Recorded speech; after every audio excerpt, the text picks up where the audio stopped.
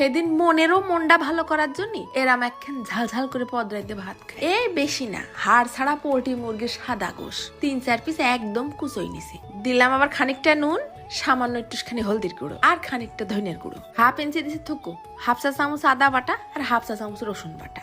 দিলাম আবার হাফ চা চামচের মতন শুকনো ঝালের গুঁড়ো। ভালো করে চটকায় চটকায় মাখায় 15-20 মিনিট রাখলাম সাইড করে। মুরগির মধ্যে ঝাল নুনটা ঢুকুক। এইবার নিছি বেশ মুঠখানিক পেঁয়াজ কুচি আর প্রায় বিঘে খানিক শুকনো ঝাল, একটুখানি পানি দিয়ে একদম সাফা সাফা করে বাইটে নিয়ে আসলাম। তারপর কড়াইয়ের পর ফেলাই দিয়েছি চামচ খানিক আস্ত জিরে, টাইলে নিয়ে গুঁড়ো করে রাখলাম। ওই কড়াইয়ের মধ্যেই ঢেলে দেবো মন খানিক সর্ষের তেল। তার মধ্যে ফার্স্টে আগে মুরগিটা ঢেলে দিয়ে একদম ভাজা ভাজা করে নেব। দেখো না, সর্ষের তেল তো না, মনে হচ্ছে কড়াইয়ের মধ্যে হুইল পাউডার দিয়ে কাপড় গুলাইছি। উঠোই উঠোই দেখতে হবে মুরগির গায়ে ভাজা ভাজা লাল রং হয়েছে কি। এরপর বেশ একটু মুসমুসে ভাব হলে তেলটা ছাইকে নিয়ে মুরগির পিসগুলো উঠে রেখে দেবো।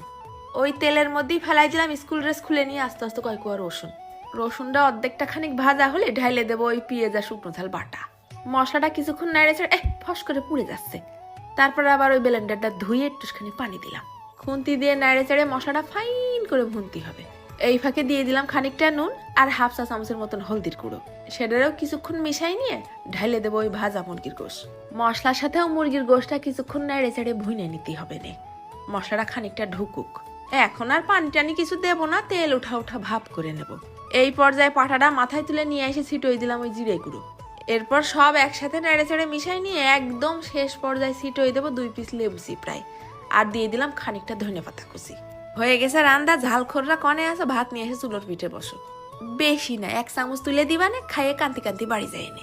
তো এই মুরগিটা কিন্তু শুধু সাদা ভাত না, রুটি পরোটা খিচুড়ি দিয়েও খাতে পারবানি। বাবা রে বাবা, কি যে ঝাল হইছে! ভাত মাখায় প্রথম এক গাল গালে দেওয়ার পর মনে হয়েছিল পুকুরের মধ্যে যে ঝাঁপ দেই।